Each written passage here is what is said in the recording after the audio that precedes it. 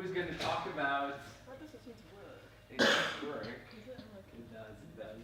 Okay. You can grab a mic if you need one, or just your voice is loud enough. Okay, so I work in the food space. I won't explain to you what I do, just look up on LinkedIn or something like that. And I started talking to people like Alessio and lots of you that I've met before in the room, and everybody's going on about food tech. So I kept asking people, what is food tech? Couldn't get anybody to give me a definition. Americans must know what food tech is, and I couldn't find a definition there either. So what I decided to do was speak to as many people as I could, and then I decided to write a book about food tech and what food tech actually is. I'm very happy for you to disagree with it, so we get a sort of crowd-sourced definition of it. But this was my take on it. And the reason why I've written this book is that I want investors and other people who are in the space to understand that food tech is a thing. And why are they investing so heavily in ed tech and health tech and all these other techs, when actually to me food tech is probably one of the most important. So what I'm trying to do is create an interest, if you like, in this area in terms of investors. And actually in the last couple of months, I would say I've been approached by quite a lot of people saying, can you connect me to amazing people in this space because I do want to invest. So it's beginning to work. What is it? Why it's hot, especially in the UK, because let's face it, so is anybody American here? Good. Let's face it, they're shit at food in America. So, in my personal opinion, food tech, for globally, it should be here, because I think we're doing incredible things in the UK. So I really would like this to be the global centre of food tech, if we can. And in my opinion, it's more important than the other techs, because it is about the future of mankind. If we don't really sort out some of these food issues, we are really going to struggle. So, this is my definition. If anybody can come up with a better one, that's great, because I'll write another version of this book probably in about 6 months' time. But basically, for me, this is the definition. And it's how we use new technology, but it could be processes as well, that we create some sort of sustainable ecosystem. And that's where I think the large industrialized food companies, they can't compete anymore, and they can't innovate. They've completely lost the plot. And it's up to us guys to innovate, because I don't think they can do it internally anymore. And it's about producing, so we've got some great producers here, but it's also about transporting, preparing, and cooking food. And this is the map that I've come up with. Now, this is in my book. I'm not here to sell my book. I'm here to give my book away. I couldn't be bothered to carry loads of copies on the tube because it was too hot. But if anybody wants to email me or give me a business card today, I'll make sure somebody sends you one through the post. But essentially, it's the map that I've come up with. I'm going to talk you through all of these sectors. Now, you can see some of them cross over with each other. So if we look at food production, a lot of people in the sort of taste science area, clean food, I know that's a terrible phrase, and free from, and of course those cross over. Then we've got this more sort of techie, online food ordering, some stuff around food logistics, and some really interesting stuff happening around food packaging because of the plastic issue. And then we've got food waste and food rescue. So if you look at Toast Ale or Foraging Fox, great examples of that. And loads of stuff going on in agri, and also some food analytics. So let me take you through some of these. Food analytics, loads of people in this space that are looking at how you scrutinise foodstuffs and how you manage or track the inventory, or they might be looking at food consumption. So, for example, some of you might know Winnow. It's a sort of system where chefs can analyse and weigh the waste that happens in their food service operation. So they can start to see and start to reorganise and manage what they do better internally, so there's less waste. And that is a technical answer to some of those problems. There's also an amazing lady called Endika Fernando, and she was perturbed by bananas. She was worried about bananas. And the reason why she's worried about bananas is that up to 40% of bananas get thrown away before they get sold because they get damaged or they get bruised. Quite difficult to transport. So she looked at some technical solutions, some sensors, tracking bananas all around the world, how they're getting delivered, how they're getting sent to all these different places.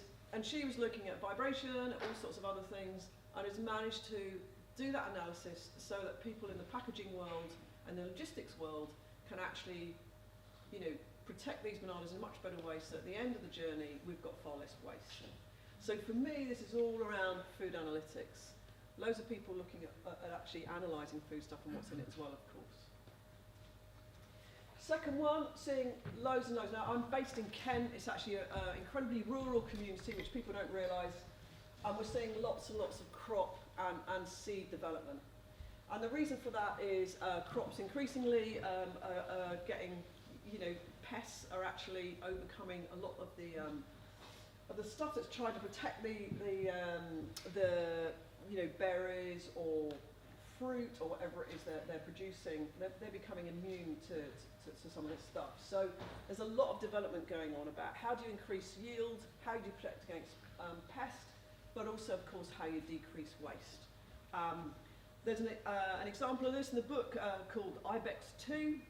Two quite bonkers guys, I have to tell you. They were bomb disposal experts. Of course they were, it's a normal job. And what they used to do is design robots to sort out bomb disposal. And they have actually transferred all this technology into a GPS robot that can actually weed and sort out huge fields that are inaccessible to humans to make crops and things yields much, much better. Another area, of course, is food waste and food rescue. Toastdale, if you don't know the story, is an amazing example of this. It's a lovely circular way of looking at how we reuse and rescue surplus food. Foraging Fox is another one. Black Cow is my favourite. It's a vodka produced by a guy who makes cheese in a farm down in the southwest. He was throwing away loads of the whey as part of cheese production. Trying to work out what to do with it, came across the thing that he should make vodka. He now sells more Black Cow vodka than he does cheese.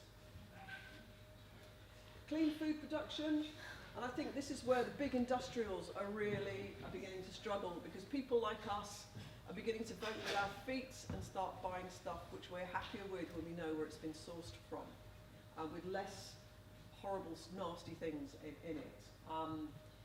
And people that I meet in this area are really looking at sustainable and ethical processes. And it actually is revolutionising, I think, food production, because more and more people want to know what's being done to their food. So a big area for development.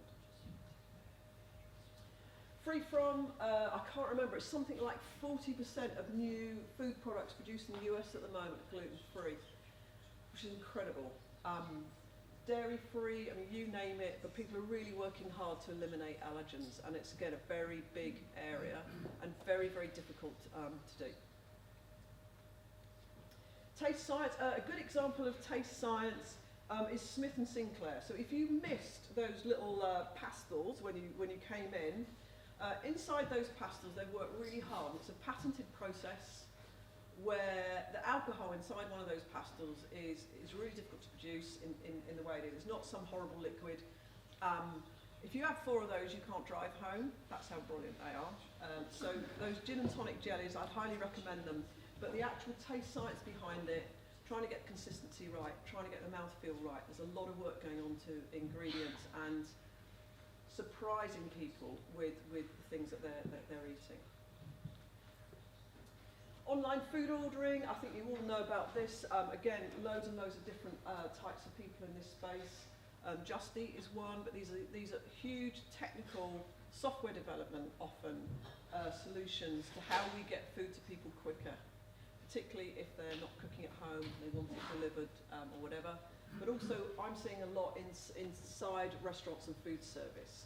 How do we go from somebody ordering what they want to it then being delivered to them, even if they're standing in front of you? Certainly, I think the days of waiters and waitresses are long gone. I think there's going to be more and more connection between the person ordering and the kitchen themselves. Food packaging, a really nice company called Cornware, for example, are now making like burger boxes and things like that out of corn. And these things break down within 90 to 100 days. Whereas as we know, plastic will still be around when you and I die. It'll still be there. Whatever you've eaten today that's been and used in a plastic box is still going to be around in 50, 60, 100 years' time. Loads of people are really working hard on different solutions to that. Food logistics, again, say people like and people like that are working on how we deliver things, but I'm also seeing things like Carmichael's, for example, up in Scotland. People who are bottling small runs of craft beer can't afford to go to a big factory and pay whatever it is to bottle their beer, because they've got to do a run of about 50,000 in order to make it effective and economical. Carmichael turn out on a big lorry. They've got a whole bottling plant inside the lorry. So somebody like Longflint could make some stuff in their factory.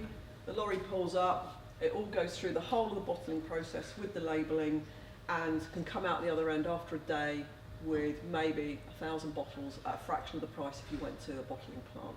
So there's loads of people working on how do we get food logistics, how do we get food delivery systems better. Interesting, I think this is the bit that's the weakest. I'd like to see far more people looking at how we prepare food, and this is a bit for me in food tech that's missing. A good example is of Synergy Grill. These guys have found a new sort of fuel injection technology. So you get like a barbecue grill thing, and basically they've got a gas that atomizes fat.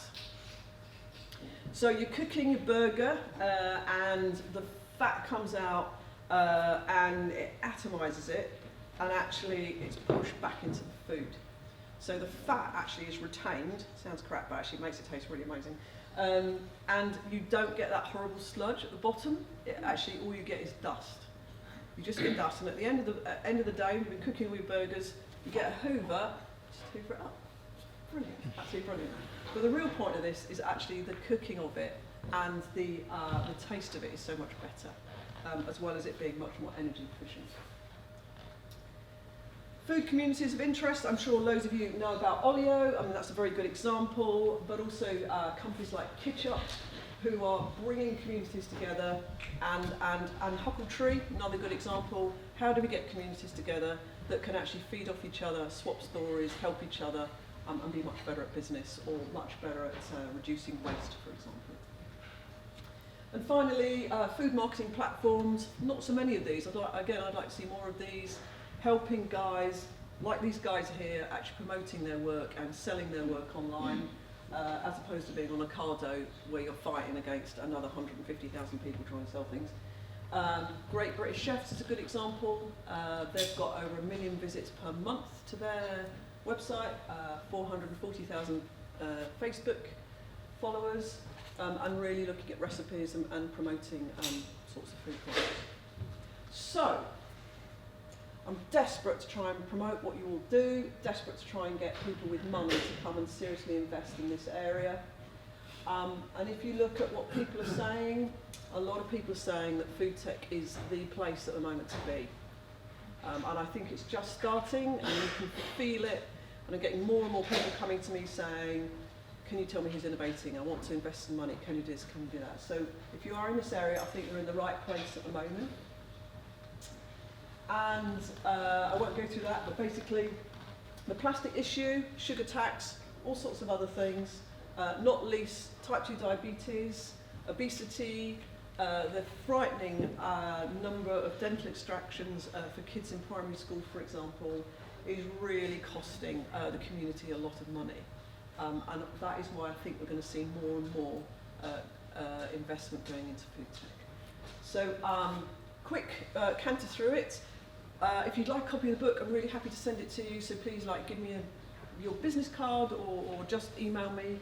And I just want to get this book out because I want to drive more people to put money into where you're working. That's it.